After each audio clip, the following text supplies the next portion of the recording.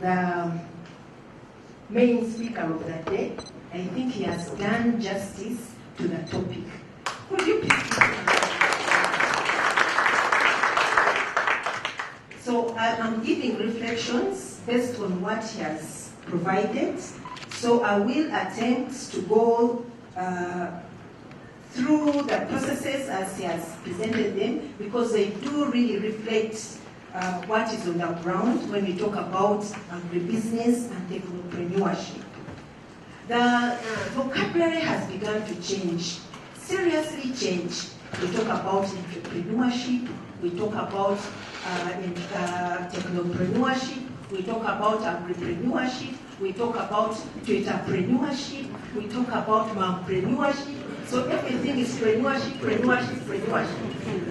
So one of these days they will tell us about entrepreneurship. I don't know, but when you look at the different texts, you see that so many preneurships that have begun to emerge. And it is mainly because we are dealing with the youth. And I'm happy that the presenter has talked about technopreneurship in the context of the youth. If you want really to know about this techno and preneurship thing with the youth, I'm sure all of you have phones. And you are using perhaps 10% of what that phone can do. Give that phone to your son or your daughter, even at 5 years, you will be astonished. So when we are talking about technopreneurship and the youth, it is a given. But he did give us some statistics, and I like those statistics because this is what we do for a living, try to get the figures. In Africa, we constitute 16.6% of the world population. And while everybody else is shrinking, we are going up. So by 2050, they say we shall be 2 billion, which is much more than what China is right now. So that means whatever we are doing, we have to focus on that. And that also means that the bulk of that will be youth.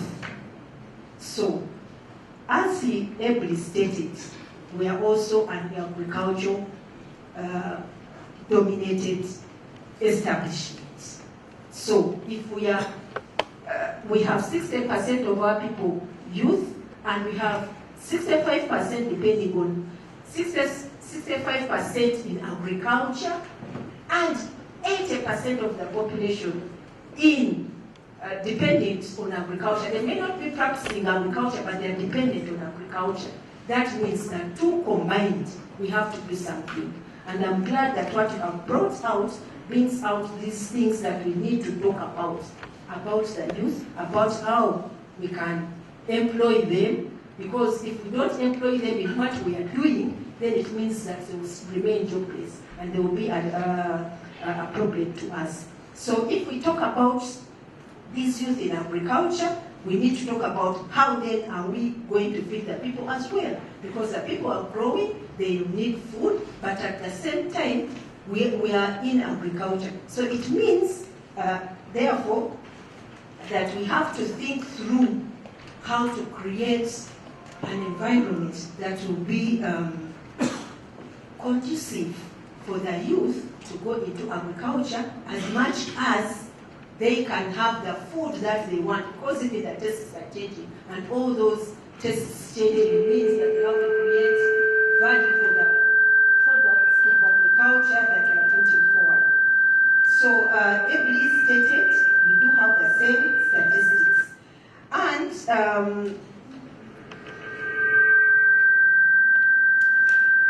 when we are talking about preneurship, technopreneurship, we know, and he has stated, how then are we moving into, I'm sure most of you have heard about what we call the fourth industrial revolution. So if we are talking about a fourth industrial revolution, which is talking about the Internet of Things. So Internet of Things combines agriculture with ICT, with jobs, with medicine. So everything is connected, somehow connected. So if everything is connected, therefore agriculture has to be connected with business, has to be connected with health, has to be connected with ICT, has to be connected with all over. So that's what the process that is going on as far as the world is moving. And we always say Africa is left behind, so we don't want to be left behind. But not being left behind because we have to follow for the sake of following, we do have a population that we need to cater for. And that population is below the age of 35. And 65% is that population that we are looking at. You did mention things like the environment that we are going to be looking at. The environment provided by government. There is, I'm sure you have heard about the Global Competitiveness Reports. This Global Competitiveness Report, the 2019 Global Competitiveness Report was out in March of 2019, and I think Uganda is at number 151 out of the 157 countries evaluated. And what are the things that you are looking at? That means that you are not as competitive as you ought to be. So in whatever we do, we have to think through how we provide the competitive environment that can promote agribusiness and technopreneurship and therefore promote employment for the youth. And there are three factors that define global competitiveness. The enabling environment, and we did talk about policy, which is quite good, the infrastructure, and the other aspects that are provided by government as an environment. Competitiveness also is human capital, and human capital is you and me, and that is the youth. Because we know perhaps the bulk of people in this room don't fall in that category that needs to be closely supported to come up, but it is human capital. So for the competitiveness of Uganda, for the competitiveness of any nation, human capital is quite key. So when Bishop Stuart talks about entrepreneurship, because the formal jobs are not there, we have to create those jobs. So human capital will promote the competitiveness of our nation. The other aspect is markets. But we also know that markets are cyclic. As much as you create the market, you also create the product, you also create the market for it. For example, we mentioned Uber, or we mentioned mobile money. 20 years ago, mobile money was non-existent. Now, when we talk about mobile money, everybody comes up. How many people is mobile money employing? That is the technopreneurship that we are talking about. Or if you talk about Uber, how many people knew Uber, but now everybody does Uber because you create the market. So those are the aspects of competitiveness that come up when you talk about competitiveness. But also the innovation ecosystem. It is an ecosystem, and we have to be cognizant of these aspects that promote competitiveness and that we need to look at as we progress in this journey of agribusiness and entrepreneurship. But it is important to be aware of other factors. When you're talking about agribusiness, what comes to mind immediately is food processing and value addition. But agribusiness and technopreneurship goes way beyond food processing. We need to look at the other processes, the services that are offered, the markets, because it is a value chain. And in the forum, we talk about universities across the value chain, promoting entrepreneurship across the value chain.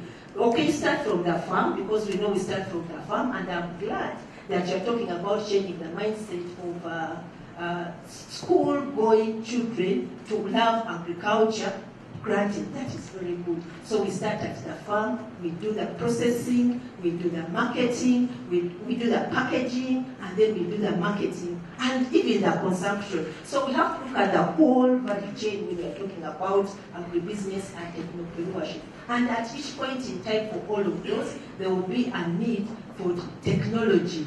I'll give an example that in Ruforum we do have what we call community action research programs, and these community action research programs, I think one of them is with Bishop Stuart University.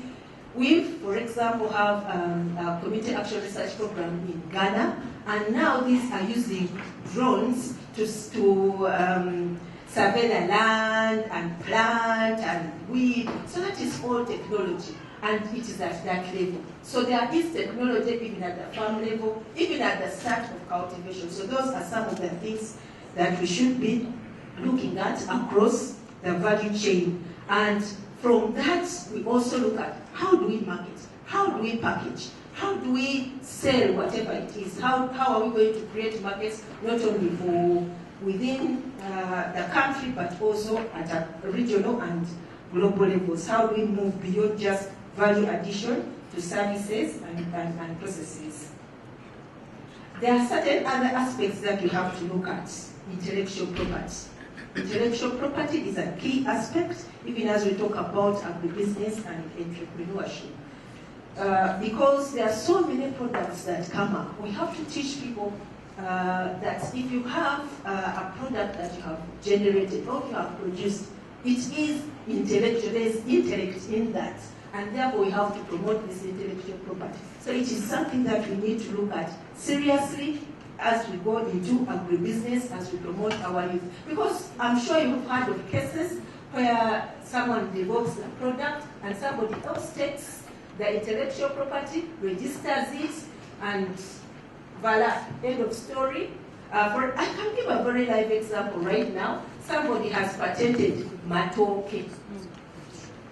So when you see the presidential initiative for banana, they are calling it toke, simply because someone in America has already picked the word matoke and patented it. So we need to be very careful even as we go into agribusiness and technopreneurship about intellectual property. It's one of those things that we need to look at seriously.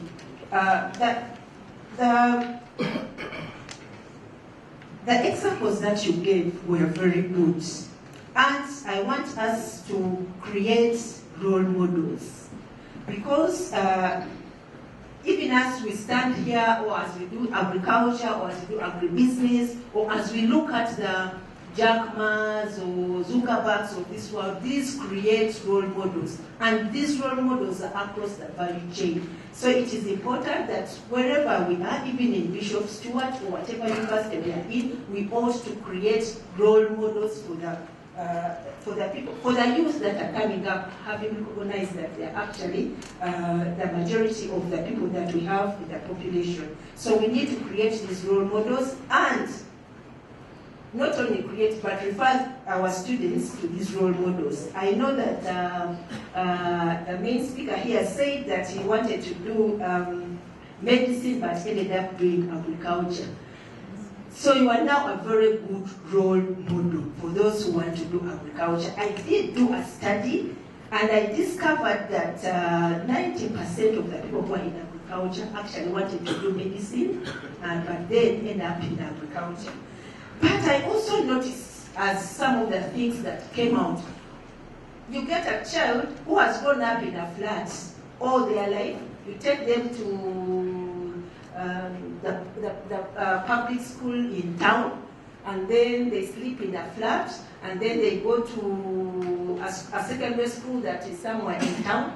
They have no association whatsoever. So maybe, even as we are talking about in this audience here, we do have people in the education sector. How then do we inculcate this agriculture that is here to stay, whether we like it or not? And I like it when you say whether we have oil or not, this is the green oil that we have. So how do we inculcate this green oil for the people that we have in the population right from the one go? And I'm glad that Avis is doing something. You know, small drop, any journey begins with a small drop, and I'm sure we shall be able to do something that will promote agriculture in our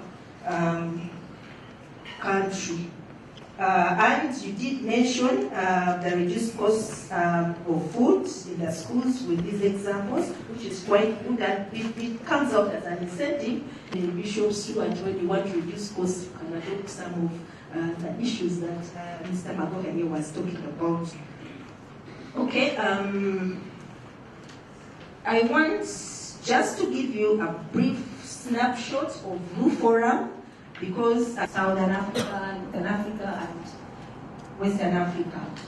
And we believe that universities should be a catalyst for change. And of late, we are going so much into the linkage between communities, tertiary vocational education institutions, and universities. Because we know that if we don't look at the educational value chain itself, then universities can't influence communities. So that is a Blue Forum that looks at human capital development. That's why we talk about the PhDs and the masters and resourcing universities so that they can be able to provide adequate knowledge that is practical to the students and to the nation and can be effective in national development. We do host annual general meetings where we have scientific exhibitions, but also community actions that we network with the different across the African region. We also have ministerial meetings that influence policy, and the next annual general meeting is taking place in Ghana. The University of Cape Coast is leading universities in Ghana with this annual general meeting that will bring together the 118 universities. We largely work with deans of agriculture and deans and principals of agriculture, because we are regional universities for agriculture. But increasingly, because when I talk about Internet of Things, it also goes into other disciplines. There's a merging, and we are now increasingly looking at science, technology, and innovations. And there's no way we can talk about science, technology, and innovations without the social sciences. So there is increasingly a merger of these. So that is the Blue Forum that I am the Deputy Executive Secretary for. I want to leave you with one quote that was made by the famous statesman, Kofi Annan. God rest his soul. He says, any society that does not succeed in tapping into the energy and creativity of its youth, it will be left behind. So I'm sure we all don't want to be left behind, and I'm glad that Bishop Stuart is championing this. And I like your vision, which is talking about entrepreneurship as much as it's talking about the other aspects of education. Thank you very much. And I know they are well intended and where to not request that whoever wants to speak can really give it to you. So comments and questions are now welcome.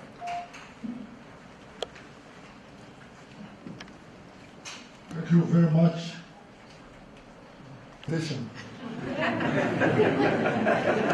When you talked about the education of the heart, you really touched me. Fellow educators that we have here, it is imperative upon us to always put a thread of ethics and integrity in whatever we are teaching, in whatever development takes place. You went on to say that these techniques are useless without this education of the heart. Some people wonder, why do the BSc students succeed? I heard right at the very beginning, said that Christian values are part and parcel of what the university stands for. So I'm appealing to all of us here. We all are involved in education. We are all involved in the development of these youths to put ethics and integrity in the whole equation. Thanks very much.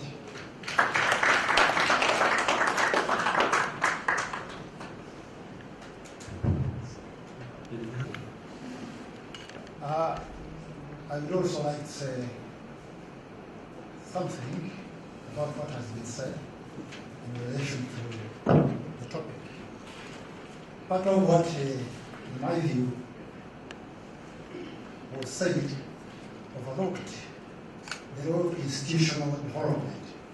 And as a lawyer, of course, that is something that I mind much about.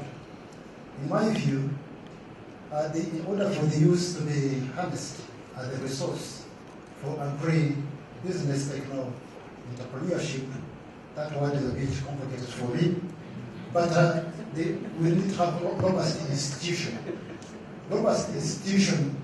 that make sure that there is a clear framework right away from the grassroots where through which all the policy measures that have been initiated are implemented. For instance, the second speaker spoke about the role of internet technology in patenting, of course, products that have been produced, but again, without having robust institutions like Uganda Registration Service Bureau, we are bound not to get far. And in which case, in my view, in order for us to harness the youth as a resource, even of course what she said, that 35% of our youth in Africa are the youth, then we do of course have to make sure that we have the infrastructure framework, the institutions that are robust, of course working in tandem with a global institution like the World Trade Organization, to make sure that the measures that have been initiated are able to be implemented so that we can get the best out of the youth. Then again, I also had in the first presenter, Mr. Mapoa, we have a challenge, perhaps which you should not have mentioned, about poverty. Much as we have these robust programs that we initiate, that we create, in order to make sure that we attract the youth into their business. With the poverty, some of them might not be reached. And again, challenges have been addressed. Then at the precursor to harnessing that potential, then we are bound not to get far. I think those are the few words I'd like to add to what our presenters have said. Thank you very much. Thank you. Hope they have been noted. And I kind of assumed that you knew who I am. I'm being asked to introduce myself again. I'm Associate Professor Norman Muganga, Dean of the Faculty of Law. My name is Herbert Muganga. I would like to thank the presenter and the discussant for this very well discussed topic. Dear participants, when John was speaking, I kept on remembering the time he was, through his organization, donating an over $40 million project from USAID, which I had designed while I was still working with USAID, that touched many thousands of youth in this country. One of the things that universities do, which is providing education knowledge, has been first providing that background that enables the youth to speak on what they can do when they leave university.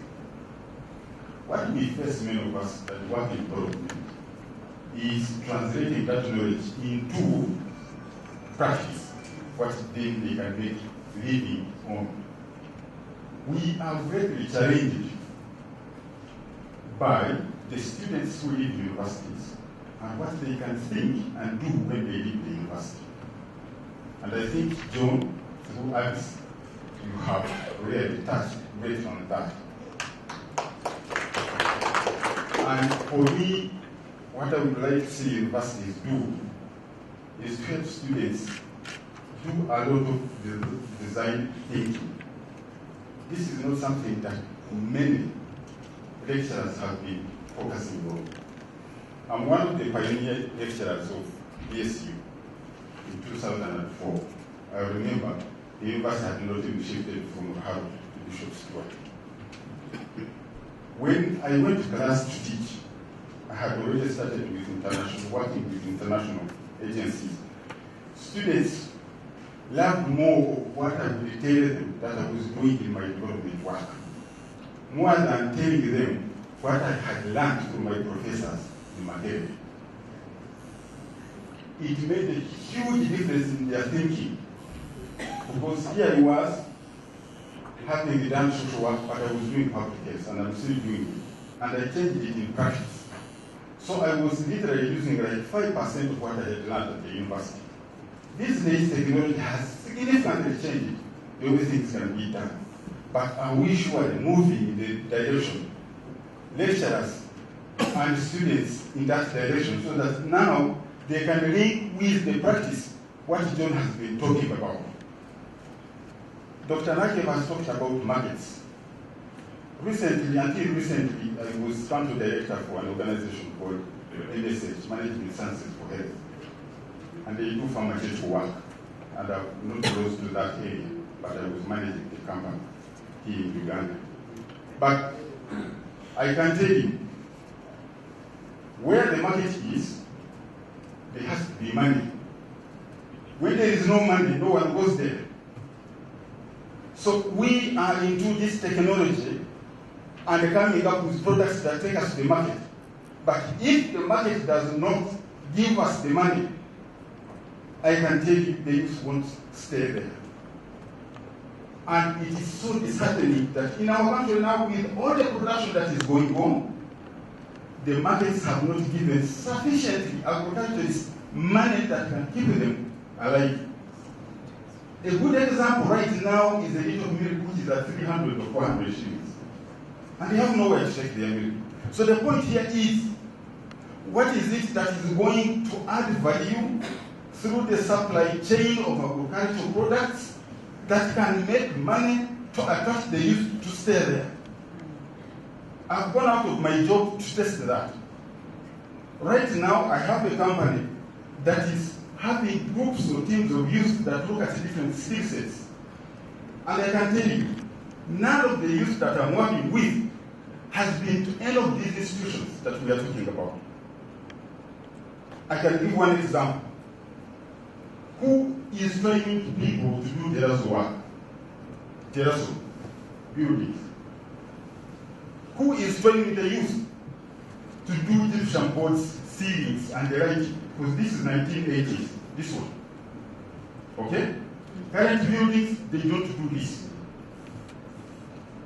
So there is huge change of products and technology which the universities must match with the skills that will take these young people into the market and make money.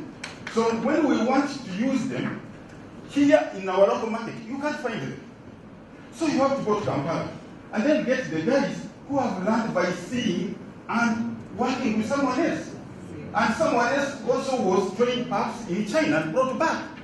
And you know, it is those things that are changing every day and every day that the university must cope and brought these young people to understand and learn along the way. So, and perhaps go back and challenge you, Professor Morda, my OG, that things have changed. And we can change and make money. When you don't put money there, no one goes there. Thank you. Thank you for presenting. My name is Fina Ofio and I work with Bishop Stuart. I would like to thank Mr. Makoha and Madam Nakaiva for that nice and elaborate presentation. Now, I just want to share, because the previous speaker has just stimulated me, I just want to share my experience with youth, with agriculture and technopreneurship. One time, I was addressing youth in the East African community. We were talking about youth and agribusiness and agriculture, and after lunch, they come back and say, "Doctor, we can't find you." They said, you can't find me, I'm here. They said, you are not on Facebook, you are not on Twitter, you cannot get it. And they said, for us, if you want us to do agriculture and agribusiness, there's no way we are going to do it the way you people have done. We should change it. And that's where technopreneurship comes in and becomes very important. If you combine agribusiness, technopreneurship, and innovations, you are there. And I want to say that Bishop Stuart is going there. I'd like to invite the previous speaker, Bishop Stuart, now, and come to our incubation hub. The students we have in the incubation hub, we didn't give them those projects. We told them, go and think and write to us what you think and give us what you want to do, a business. And they come out with innovations I've never seen. Honestly, some of them, I couldn't believe these students would come out with them. And they are now implementing them. They are being taken through different sessions of training. And I'm glad, Mr. Makoha, your organization is coming up, is coming to take some of them as starter businesses. And I think that's the way to go. And as we are saying, in Africa, in the world, the youth are the majority. So unless we target them and work with them, and agriculture is the way to go. Here, there may be oil, there may be gold, there may be other things. But we'll never run away from agriculture business. Thank you very much. To be amidst you, this group, the elite. I wish to thank Professor and the BSU for the work that you are doing. I have met a few of your products in the community, and they are doing some work. However, as Mr. Makoha, sorry, I missed part of your presentation, but when I was invited, I tried to read what is this animal called technopreneurship. Youth. And I think Professor Florence alluded to it. We have the educated who have grown up a certain way, and then we have the youth that I interact with most of the time. And my question to both of you is, given where I want to go as Uganda, as Africa, to address the problem of unemployment, using what we have, as you said, which is agriculture and probably not oil, how long is it going to take us? And what will it take to bridge that gap that we have among the youth that can even know the word technopreneurship, and those ones that are not anywhere near it? So that bothers me, because as universities, I know you mentor. But if you only mentor the elite, and I can tell you in my work now, I don't meet them a lot. I used to meet them when I was also working in office, but now the majority of the youth that I meet don't have access to technology. So if we leave them behind, how long will it take us to reach where we want to reach? And what will it take? Thank you so much. As you are talking, you stick on my mind. And I know it's not my first time to hear about this. We are doing great work, but there is a disconnect. And sometimes it's like, I'm sorry now I'm speaking from my heart, it's like the educated people. We may have betrayed our country because we are the ones who can adapt very easily. But we have a group of educated people doing telephone farming, using the same methods and employing the people that use the methods that our grandparents use. But these are educated people who can easily adopt the technology we're talking about, but they are doing their farming using telephone and not making much change on the land that they have. Finally, I sit on the Foreign Affairs Committee, and I got a chance last year of following up the President's visit to United Arab Emirates, where he signed a protocol that allows us, as Uganda, to do business with the United Arab Emirates. So when we followed up with the Ministry of Agriculture, one of the challenges, and we will see it and when we go back, we'll laugh at ourselves, when they were saying, if you are going to export to us, we want like 50,000 heads of cattle per month. Where are we going to get those volumes? We want 100,000 something of fish.